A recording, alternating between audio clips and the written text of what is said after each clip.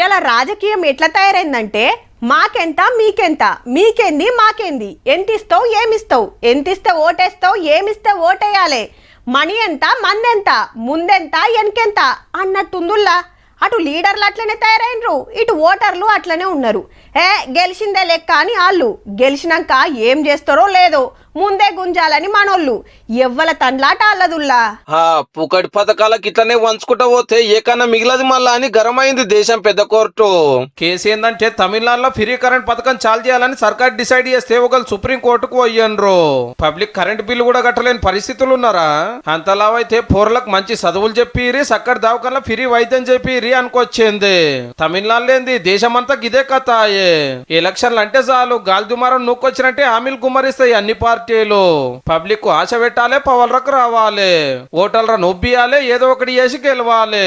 అమ్మఒడి, నాయనకు బండి, పోరలకు స్కూటీలు, బస్సుల టికెట్ లేదు, కరెంటుకు బిల్లు లేదు, గొల్రిస్తాం బలరిస్తాం, బంగారం ఇస్తాం, పింఛన్ వంచుతాము, అది ఫిరే ఇది ఫిరే అన్ని ఫిరే.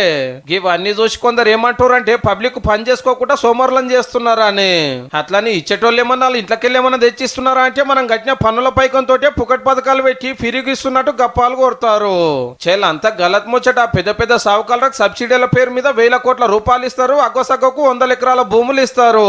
లీడర్లు స్కాములు చేస్తారు, జనం సొమ్ము బిర్రుగా తింటారు. పబ్లిక్ ముత్యమని తీయంగానే వచ్చిన అది పోయినాం అనేది ఇంకా కొందరి మాట. వాళ్ళ ముచ్చట చెప్పినాము, వీళ్ళ ముచ్చట చెప్పినాము, నడిమిట్ల మీ మాట ఏందో మరి.